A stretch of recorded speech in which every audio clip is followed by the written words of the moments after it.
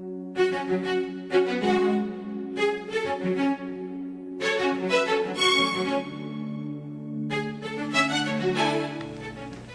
what were the reasons why the Spaniards, which the Spaniards alleged gave them the right to settle in the New World? Well, their theologians said, first of all, that the bulls of Alexander VI gave them the right to evangelize there. So the Pope had given them that right. And at that time it was held in Europe that there was no Protestant Reformation yet, in 1493, so the Pope had the authority over relations between Christians and pagans, and the Pope was an international mediator. So his judgment was accepted since all of Europe was Catholic at that time. Las Casas maintained that the Spaniards had no right to conquer the New World, only to evangelize there peacefully. But as I said, he was being rather naive, because any attempt to evangelize peacefully without a pacification always ended up in the death of the missionary.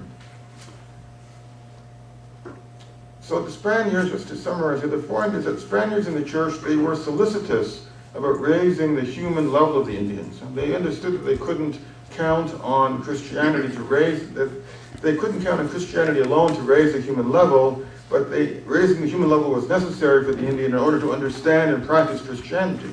So they did conquer, and they tried to civilize, and then to preach.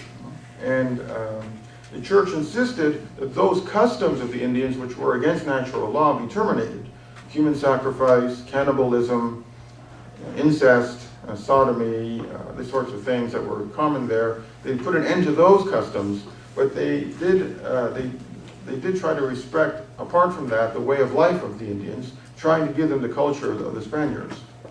So they tried to respect the legitimate way of life of the Indians, and the encomienda left them with their lands and their villages and their customs, in some ways too much, because they perhaps could have advanced more quickly had they been more acculturated. Some historians think that anyway.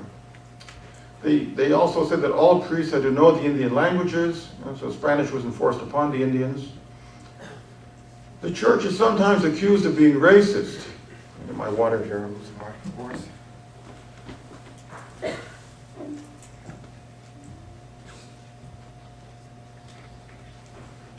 Because it refused to ordain Indians. That was true out of the beginning, not so much out of racism, but out of prudence. But in 1583 in Peru, that prohibition was dropped, and a very few Indians were ordained, but they didn't persevere. Right? The Metsi, the people who are half Indian and half Spaniard, they had been ordained from the very beginning.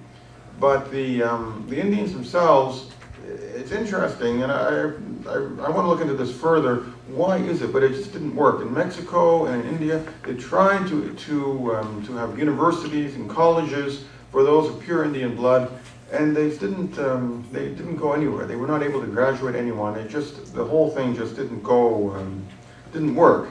Whereas in other places, like the Spaniards conquered the Philippines, and within a generation you had seminaries full and people being ordained. But in Latin America, maybe with this thing of the diet, or I'm not sure exactly what, but they just didn't seem able to work with the Indians in such a way as to be able to ordain them, or even to give them a basic education. There were colleges for the Creole, who were Spaniards who were born in Latin America, and for Metsi, people who are half and half. There were 23 colleges there. They graduated 150,000 people up until the time of the decolonization. So that shows that Spain was trying to raise the human level there, to civilize the New World, but with the Indians they had a lot of trouble working. The church is accused of forcibly uprooting people. They called the same as reductions that the Jesuits had in Paraguay. But in some ways it was the only way to bring these people out of the Paleolithic age that they were in, and to evangelize them. So they brought them in, they moved them, it's true, into these places. But from what I've read, the Jesuit reductions were very successful in Paraguay until they were forcibly. You ever seen the movie The Mission, where you've seen that? This an example of that, where they were forced out by the European army. So the church is accused of enslaving the Indians and taking away their land, but as I say, it wasn't the church, first of all. The church wasn't enslaving anybody. This encomienda system was the Spaniards who were doing this, and to try to equate somehow the church with the Spaniards, it's not really fair. The Spaniards were Catholics, but those who acted in the name of the church were certainly not doing any of this. Now the church is accused of importing the Spanish Inquisition into the New World and burning alive millions of Indians. So the Spanish Inquisition was imported into the Indies, but during the 250 years in which it operated, there were about 100 people executed. None of them were Indians. The Indians were exempt from the Inquisition. It was only heretics who had managed to find their way over there who were sowing heresy among the Metsi and the Creole and different people there.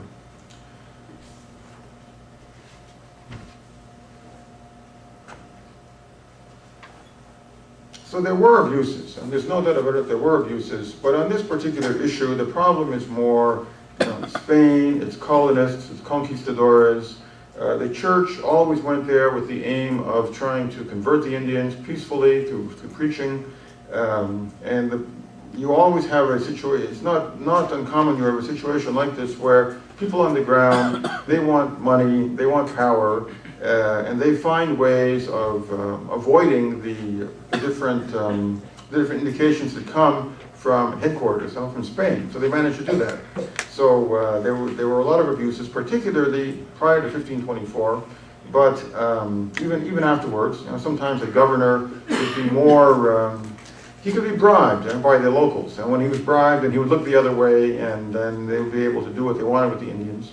But the real problem in Latin America was more the black labor. The Indians. It was very hard to get them to work anyway, and so it was more the transatlantic slave trade and the forcing of blacks to work there that was the real problem.